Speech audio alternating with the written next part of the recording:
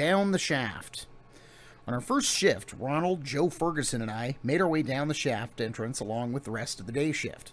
The cages held about 8 miners. As we stepped into the cage with the old-timers, a tingle went up my spine. I knew it was about 1,000 feet to the bottom, but the old-timers said it was okay. One just had to hold one's breath. Mistake number 1. It felt like the cage had dropped from under our feet. I believe the hoistman knew he had greenhorns aboard and gave us extra attention. As the cage reached about 3/4 of the way to the bottom, it slowed down rapidly. Not knowing what to expect, our knees started to buckle. I don't remember if I got myself up or if I was helped. The old-timers were laughing hard, but I could tell by Ron's vocabulary he was not a happy boy.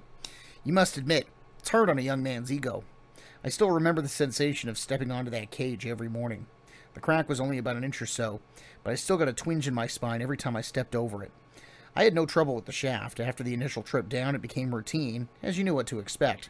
After leaving the cage, we went over to the main and tail sitting on the parting, the double set of tracks, ready to take us into the working panels. The atmosphere was cool and dank as we climbed into the back cars. But where was Joe? He'd gotten off the cage with us, but that was as far as he got. He couldn't move, the claustrophobia they call it. They had to put him back into the cage and send him up. That was the end of Joe's experience down the shaft, but it was only the beginning for me. The rope rider signaled a man trip, and in we went. I thought it was a little fast for a man trip, but as I found out later, coal trips move much faster. I couldn't help but wonder what other goodies awaited us. They started greenhorns on bucking coal or chute loading. Unfortunately, when we started, they were sealing off number 10 panel. The entry was about 10 feet wide and about 8 feet high. The seals would be 2 6-foot-thick walls of cement. They sent me to work in the counter, which also required 2 cement seals, 6 feet thick. The good news was that this part was not as wide or as high as the entry. The bad news was that the cement was mixed by hand, with hose and shovels, and the boat in which it was mixed was so high up you had to bend so as not to hit the ceiling. When mixed, it was shoveled into the forms. They used old drills and metal to reinforce it. When it was about 2 feet from the top, they put us young chaps on top of the cement to pack it into the ceiling. They would make balls of cement, like snowballs, and then hand them to us. We would pack them in until the wall was tight to the ceiling. When sealing, we heard booming noises, which sounded like rock breaking and falling. I later learned the sound was made by shifting in the seam and was called bumps. During a bump, the horses seemed to sense it first. They grew restless, whinnying and hoofing the ground. You could hear and feel the air pressure changing and hearing the big BC firs cracking. Sometime after my first trip down, after a bump in the number 11 panel, the track raised so much that we had to work on a weekend to lower it about 11 inches so the coal cars wouldn't roll too fast. A bump could be terrifying if you didn't know what was happening. A bunch of old miners said, "Don't worry, you're pretty safe in the main airway." It was dirty, tough work, and I began to wonder if I'd made a mistake going underground. My next experience was on the east side of the shaft. The tunnel crossed under the river, and the east side under the original mine, which had caught fire before 1920. East of the shaft, hollowed out of the rock, was a barn for the workhorses.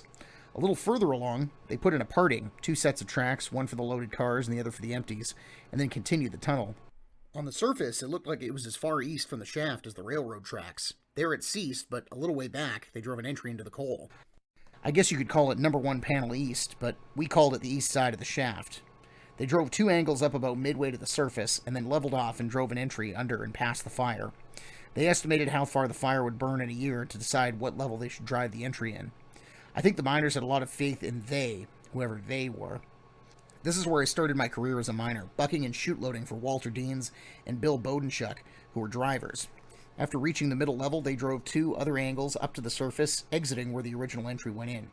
All the coal from the east side of the shaft had to come to the bottom, be loaded, and sent up the shaft. Charlie Alfonso used to buy horses for the mine. I thought it was strange that half of them were named Prince. I knew of White Prince, Black Prince, Big Prince, and just plain Prince. There have been many others. On Fridays, after the shift was over, we would put all of our unused snuff in a box and leave it until Monday morning. On Monday, we would have fresh snuff, so we would give White Prince a treat. Bill would put his lip back and pour in the snuff. White Prince would whinny and snort and work like mad. He loved it. One Monday morning, when White Prince was getting his shoes worked on, Pete Lomer, who was the barn boss, gave us Black Prince. We thought we would give him a treat also. We held his lip back and filled it with snuff. He seemed to like it too. Walter took the trip out to the parting. A few minutes later, he came back running into a panel calling Bill and me out of the parting. There was Black Prince sitting in the middle of the track like a dog looking stoned. There they were, Bill and Walter, holding his lip, trying to get all the snuff out. I guess for Black Prince, it was no treat. Walter urged us to hurry, knowing that if we got caught, we could be canned.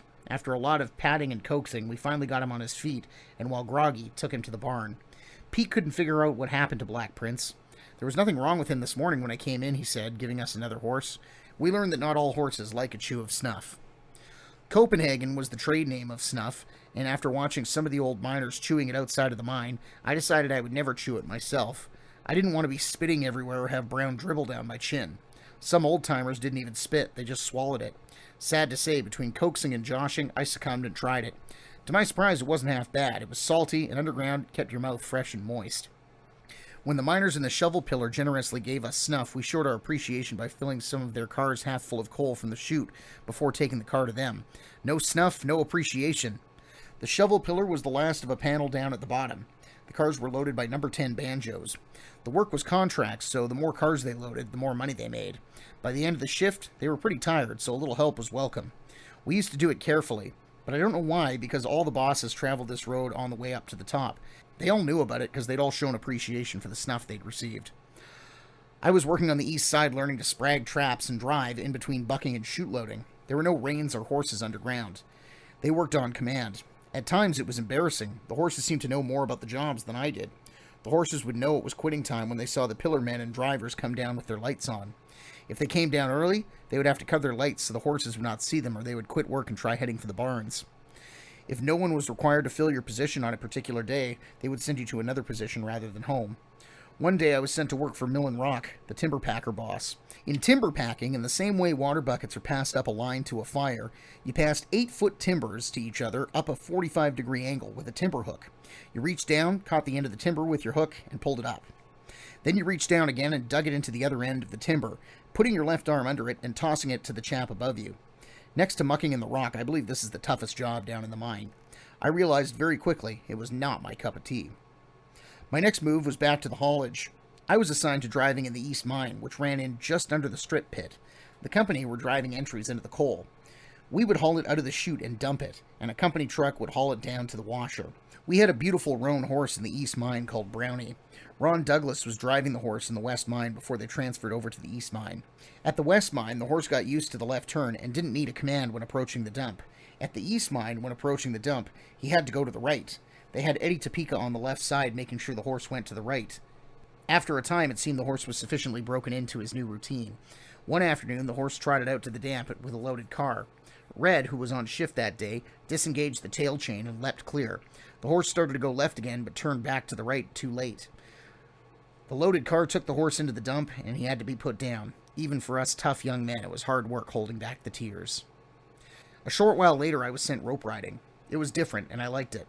It ran from the parting of the bottom of the shaft to the big number 10 panel parting. The rope, which was a cable, ran overhead into a large wheel, called a sheave at the top end of the panel, and back to the trip. This cable attached to the back end of the trip was known as the tail. The other end, called the main, was attached to the front of the trip, and pulled it out of the parting at the bottom of the shaft. Both ropes went up the shaft into hoist room outside the mine. It worked like a clothesline. The wet towels were like empty cars pulled out at the end, and the dry ones coming back were full cars. The main and tail, after it passes through the pressure doors, runs in the main airway, and when you've been on it long enough, you get a mellow wind tan on your neck and face. You started your day by taking 20 or more empties into the inside parting, with the last 4 or 5 cars loaded with miners. This would be a man trip. You would signal the hoist man, who I believe was Jenkins, with a bar of metal, like a large file.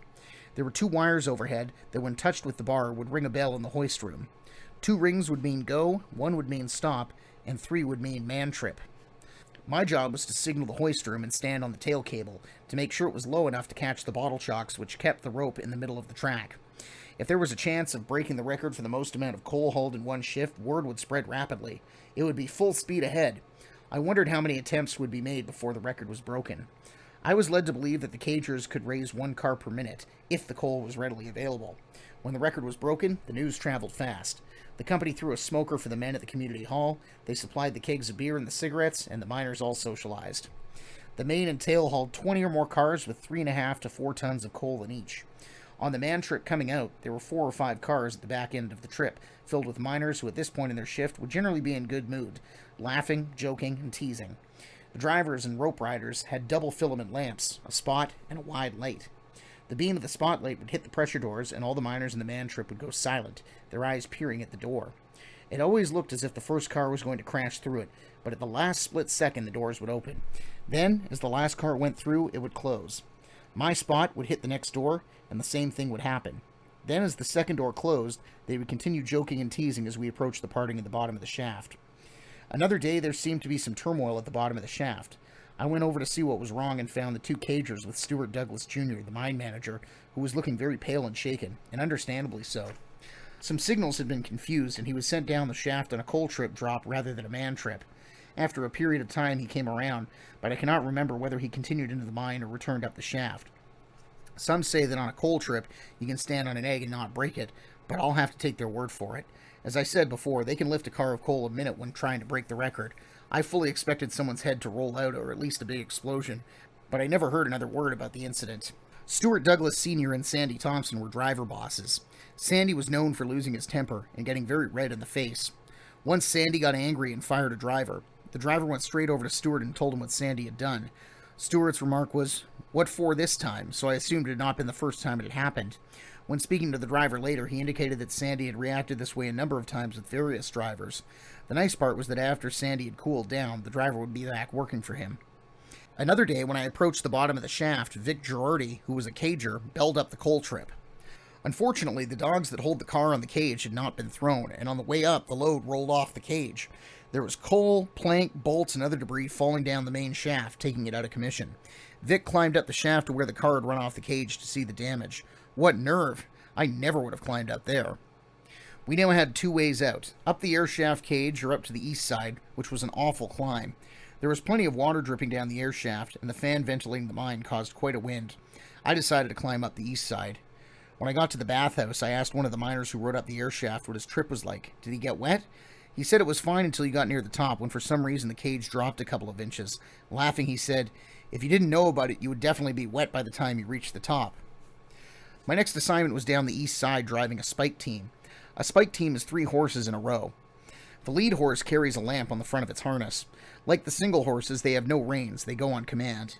My lead horse was called Dolly, a sleek, smart horse. There were lots of good spike team drivers: Huey Buchanan, Ronald Owen, Blackie Sadoway, Joe Nowicki, Jack Gosney, and Harry Baird, to mention a few. It was not one of my gifts. The barn at the dump sheltered the spike team. One would harness the team when he was coming on shift, and the barn boss would help if he was there. I believe Larry Quillman was the barn boss up there. After attaching the lamp to the lead horse, the driver would hook the team up to about 20 empties. It was beautiful to watch them overcome the inertia and set the trip in motion. They were down on their haunches, heads down or extended up. You could hear the cars starting up, clang, clang, clang, until they were all in motion. After the start, it was easy going. They trotted alongside a very slight grade in the track. After pulling up to the empty side of the inside parting, they would be disconnected. The team leader, without being told, would trot back down the parting and stop in front of the loaded trip. Ahead of the parting and to the right was the entry to the rock tunnel at the start of the panel system. Straight ahead were the inside barns. In other words, they drove the entry and the coal under the fire until they passed it, and then started the panel system of mining. The first panel was under the east mine in the strip pit. Bringing the loaded trip out was another story. Sprags were placed in the wheels of the loaded car. Then sprags would be put on top of a number of cars in the trip. You made sure you had enough to stop the trip when you removed the sprags and held the trip on the parting. The last car spragged allowed the trip to stretch out and prevent bumpers from derailing the trip or bumping too hard while you were jumping between them. As the trip started off, you had to run beside it and throw more sprags if it started to go too fast. The dangerous part was when the timbers came in too close to the cars. You had to jump between the cars or you would be rolled in the timbers. When jumping between the cars, you had to make sure you didn't slip, or under the trip you'd go. I remember my parents talking about Fred Keene being killed when he was rolled about in the timbers, breaking his neck. I was always looking for enough space to sprag, hoping the trip would not get going too fast. A couple of times I almost lost the trip, and once it almost stopped on me in a bad spot. I never did like driving the spike team. It made me uneasy and worried. I was never a good spragger. I almost lost my ring finger spragging. You're only supposed to put the sprag in the wheel. Unfortunately, my finger went with it. It took the end of my finger off from behind the nail. I held my severed tip in place, and the fire boss bandaged it. Then, with Ron Douglas at my side, I was sent out of the mine to the office of Dr. Epstein. He took off the bandages, looked at the wound, scrubbed it, bandaged it, and sent me home on compensation. I wasn't too sore at the time, but the following day was a different story. The painkillers hardly touched it. I thought I would lose the tip of my finger, but I still have it today with a split nail and a coal dust tattoo. When I returned to work, it was down the east slope again, this time in the rock tunnels. They gave me a lovely horse called Roxy, and like all my horses, she worked on command. G was to the right, Ha was to the left, next car, half car, whoa, and giddy up were some of the other commands she knew. Roxy became a real pet. She was quite a bit smaller than most of the work horses. When taking an empty onto the rock face, she could climb onto the rock on the side and let the car go by. When the fire boss would come out onto the parting and pull the generator or battery down to discharge the round in the rock tunnel, Roxy would notice. She would come over and put her nose in my back. The charge had timed caps and sounded like a triple blast when detonated. In a tunnel, an explosion affects you and the horses more than if it's outside. After the blast, Roxy would run back in front of the empty. On one shift, while taking an empty in, the car derailed going over a switch. To get it back on track, we put 2 sprags in the wheels and had the horse pull it back over the switch. The car bumped her, so she stepped ahead, causing the car to bump again. For some reason, the sprags fell out, and she started out of the parting. I couldn't get out of the crosscut in time to shine my light down to the parting. I felt sick as she ran into the loaded cars with the empty behind her. The impact broke her leg, and the fire boss had to put her down. We loaded her onto a timber cart to take her out. Tears are hard to hide with coal dust on your face. Harry Baird put a hand on my shoulder and said, "Don't feel bad. Every driver loses a horse sooner or later." The trouble was that these beasts of burden became pets, and a driver would develop a deep fondness for his animal. To make matters worse, the same horse was like a pet to other drivers, who also mourned the loss. Students were taught first aid in school, and everyone got their junior first aid diploma. While working in the mine, Mr. Shearer instructed me in senior first aid training and mine rescue work, both of which have proved to be invaluable. The breathing apparatus in the mine is quite interesting.